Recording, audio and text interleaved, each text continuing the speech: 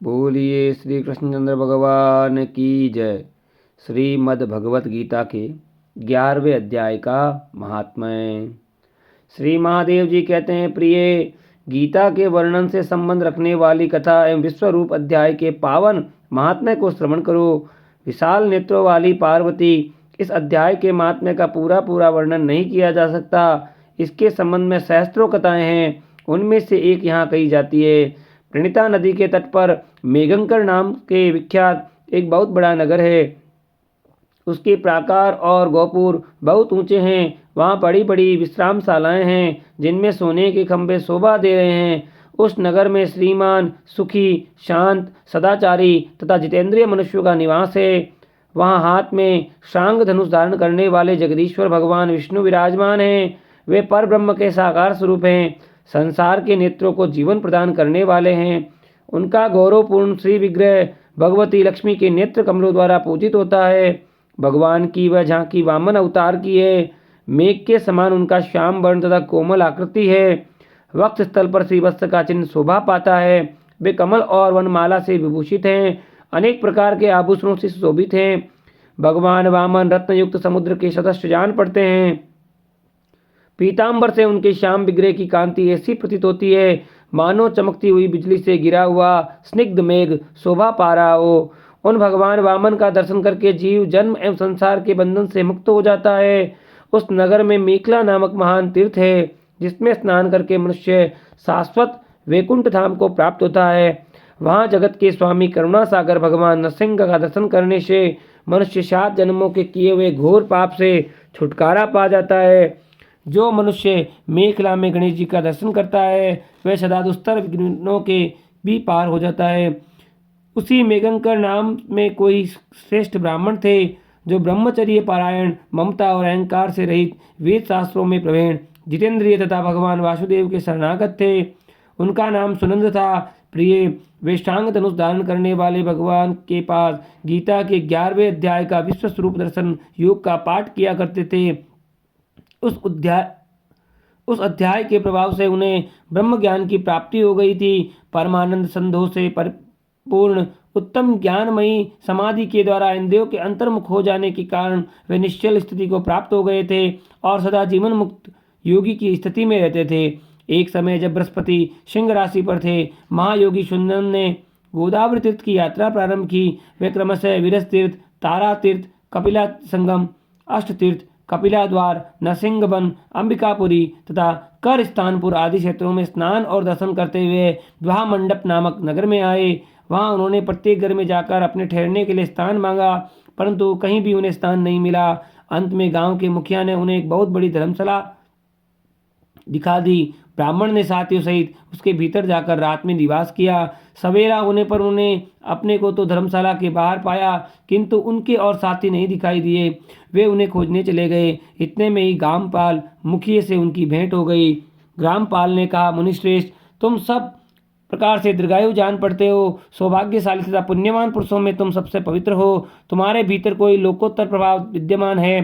तुम्हारे साथी कहाँ गए और कैसे हम भवन से बाहर आए हुए, इसका पता लगाओ। मैं तुम्हारे सामने इतना ही कहता हूँ कि तुम्हारा जैसा तपस्वी मुझे दूसरा कोई नहीं दिखाई देता। विप्रवर, तुम्हें किस महामंत्र का ज्ञान है? किस विद्या का आश्रय लेते हो? किस देवता की दया से तुम अलौकिक शक्ति आ गई है? भगवान, कृपा करके इस गांव में रहो, मैं तुम्हारी सब सेवा ससुरों करूँगा। यों कहकर ग्रामपाल ने मुनीश्वर सुनंद को अपने गांव में ठहरा लिया। वह दिन रात बड़ी भक्ति से उनकी सेवा टहल करने लगा। जब 7-8 दिन बीत गए तब एक दिन प्रातःकाल आकर वह बहुत दुखी हो महात्मा के सामने रोने लगा और बोला, हाय, आज रात में राक्षस ने मुझ भाग्यहीन के बेटे को चबा लिया है। मेरा पुत्र बड़ा ही गुणवान और भक्तिमान था। ग्रामपाल के इस प्रकार कहने से योगी सुनंद ने पूछा, कहाँ है वह राक्षस और किस प्रकार उसने तुम्हारे पुत्र का भक्षण किया है? ग्रामपाल बोला, ब्राह्मण, इस नगर में एक बड़ा भयंकर नरभक्षी राक्षस रहता है। वह प्रतिदिन आकर इस नगर के मनुष्य को खा लिया करता था। एक दिन समस्त नगरवासियों ने मिलकर उससे प्रार्थना की, राक्षस, तुम हम सब लोगों की रक्षा करो, हम तुम्हारे लिए भोजन की व्यवस्था किए देते हैं। यहाँ बाहर के जो पथिक रात में आकर नींद लेने लगे, उनको खा जाना। इस प्रकार नागरिक मनुष्यों ने गांव के मुझ मुखिया द्वारा इस धर्मशाला में भेजे हुए पथिकों को ही राक्षस का आहार निश्चित किया। अपने प्राणों की रक्षा के लिए ही उन्हें ऐसा करना पड़ा। तुम भी अन्य राहगीरों के साथ इस घर में सोकर आकर सोए थे, किंतु राक्षस ने उन सबको तो खा लिया, केवल तुम्हें छोड़ दिया है। द्विजो, तुम में ऐसा क्या प्रभाव है, इस बात को तुम ही जानते हो। इस समय मेरे पुत्र का एक मित्र आया था, किंतु मैं उसे पहचान न सका। वे मेरे पुत्र को बहुत ही प्रिय था, किंतु अन्य राहगीरों के साथ उसे भी मैंने उसी धर्मशाला में भेज दिया। मेरे पुत्र ने जब सुना कि मेरा मित्र भी उसमें प्रवेश कर गया है, तब वह उसे वहां से ले आने के लिए गया, परंतु राक्षस ने उसे भी खा लिया।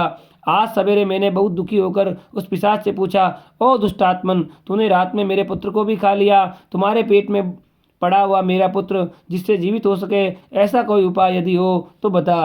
राक्षस ने कहा, ग्रामपाल, धर्मशाला के भीतर घुसे हुए तुम्हारे पुत्र को न जानने के कारण मैंने भक्षण किया है।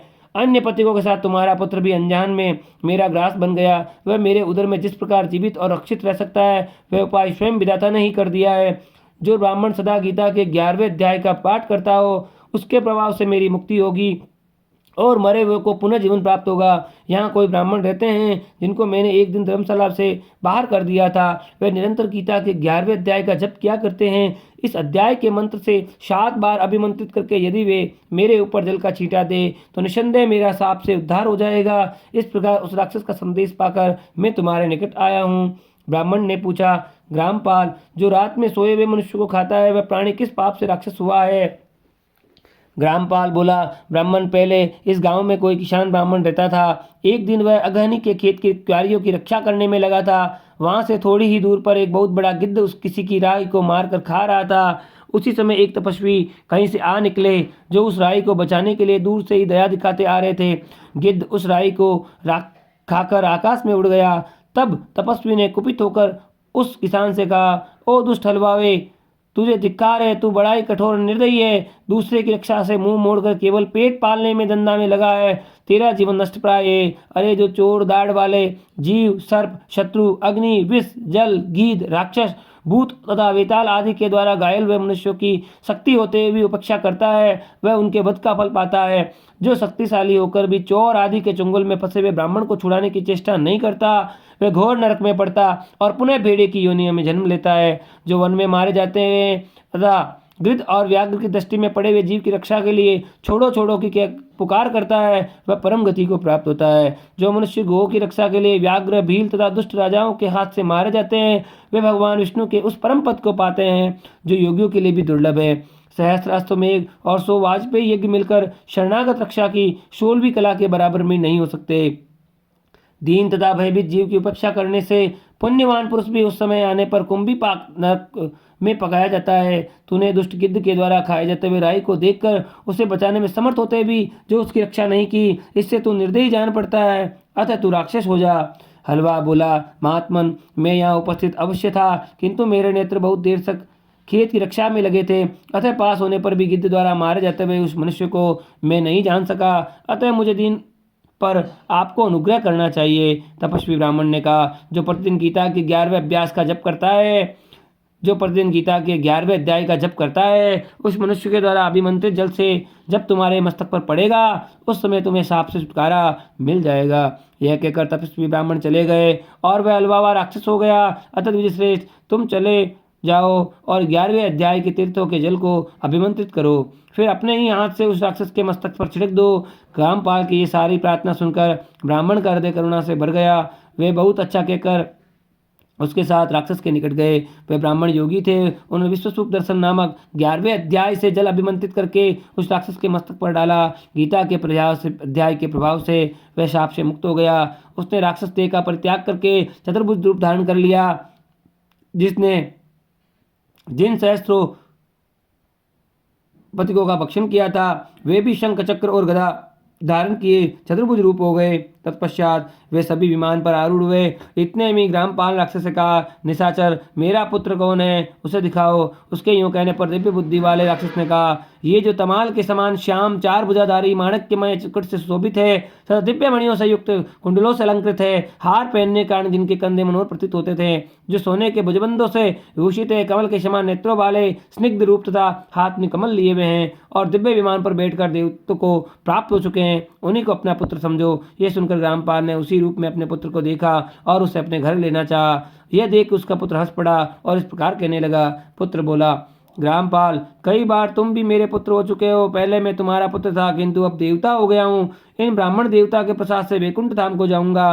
देखो, ये निशाचर भी चतुर्भुज रूप को प्राप्त हो गया है। 11वें अध्याय के महात्म्य से ये सब लोगों के साथ श्री विष्णु धाम को जा रहा है। अतः तुम भी इन ब्राह्मण देव से गीता के 11वें अध्याय का अध्ययन करो और निरंतर उसका जप करते रहो। इससे संदेह नहीं है कि तुम्हारी भी ऐसी ही उत्तम गति होगी। तात, मनुष्यों के लिए साधु पुरुष का अंग संग सर्वदा दुर्लभ है, वह भी इस समय तुम्हें प्राप्त है। अतः अपना अभिष्ट सिद्ध करो। धन, भोग, दान, यज्ञ, तपस्या और पूर्व कर्मों से क्या लेना है। विश्वस्त रूप अध्याय के पाठ से ही परम कल्याण की प्राप्ति हो जाती है। पूर्णानंद संतोष रूप श्री कृष्ण नामक ब्रह्म के मुख से कुरुक्षेत्र में अपने मित्र अर्जुन के प्रति जो अमृतमय उपदेश निकला था, वही श्री विष्णु का परम तात्विक रूप है। तुम उसी का चिंतन करो। वह मोक्ष के लिए प्रसिद्ध रसायन है। संसार भय से डरे हुए मनुष्यों की आदि व्याधि का विनाशक तथा अनेक जन्म के दुखों का नाश करने वाला है। मैं उसके सिवा दूसरे किसी साधन ऐसा नहीं देखता, अतः उसी का अभ्यास करो। श्री महादेव जी कहते हैं, यों कहकर वह सबके साथ श्री विष्णु के परम धाम को चला गया। तब ग्रामपाल ने ब्राह्मण के मुख से उस अध्याय को पढ़ा। फिर वे दोनों ही इसके समान होकर महात्मा से विष्णु धाम को चले गए। पार्वती, इस प्रकार तुम्हें 11वें अध्याय की महात्मा कथा सुनाई है। इसके श्रवण मात्र से ही महान पात्मों का नाश हो जाता है।